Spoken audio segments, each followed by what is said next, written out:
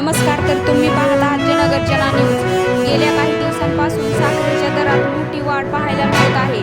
त्यामुळे सर्वसामान्य ग्राहकांच्या मनात एकच प्रश्न आहे, साखरेचे भाव एवढे का वाढले? देशात साखरेची कमतरता आहे का? आणि पुढील काळात साखरेचे भाव कमी होणार का?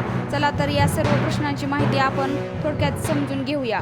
सरकारी आकडेवारीनुसार 20 जुलै 2026 रोजी देशातील सरासरी किरकोळ साखरेचा दर सुमारे 48 रुपये 18 पैसे प्रति किलो होता.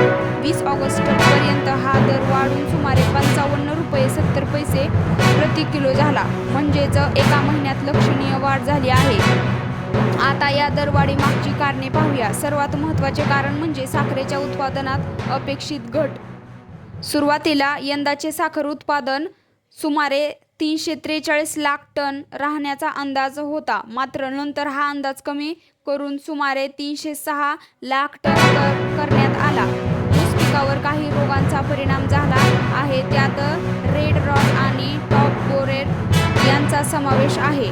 काही भागात अतिपावसामुळे शेतात पाणी साचल्यानेही ऊस पिकावर परिणाम झाल्याचे सांगण्यात आले आहे. दुसरे महत्त्वाचे कारण म्हणजे सणासुदीच्या काळातील वाढती मागणी. गणेशोत्सव, दसरा आणि दिवाळी यांसारखे सण जवळ येत असताना साखरेची मागणी वाढते. त्यामुळे बाजारातील मागणी वाढल्याचा परिणाम दरांवर होऊ शकतो.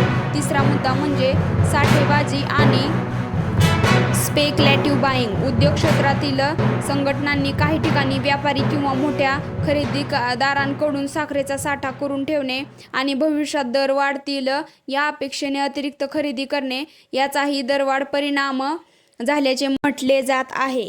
तसेच साखरेची अनावश्यक साठेबाजी रोखण्यासाठी स्टॉक लिमिटचे नियमही कडक करण्यात आले आहेत. आता पुढील काळात साखरेचे भाव कमी होतील का याचे निश्चित उत्तर आताच देता येणार नाही. कारण नवीन ऊस गाळप हंगाम, साखरेचे उत्पादन, बाजारातील मागणी आणि आयात केलेली साखर किती लवकर बाजारात उपलब्ध होते यावर पुढील दर अवलंबून राहतील. तर थोडक्यात सांगायचे झाले तर साखरेच्या दरवाढीमागे एकच कारण नाही. उत्पादनात झालेली घट, ऊस पिकावर झालेला परिणाम, सणासुदीची वाढती मागणी आणि काही ठिकाणी साठेबाजी आणि जागतिक बाजारातील परिस्थिती या सर्व घटकांचा परिणाम दरांवर झाला आहे. अशाच महत्त्वाच्या आणि पडताळलेल्या बातम्यांसाठी जनगर जना न्यूजला नक्की सबस्क्राईब करा. धन्यवाद.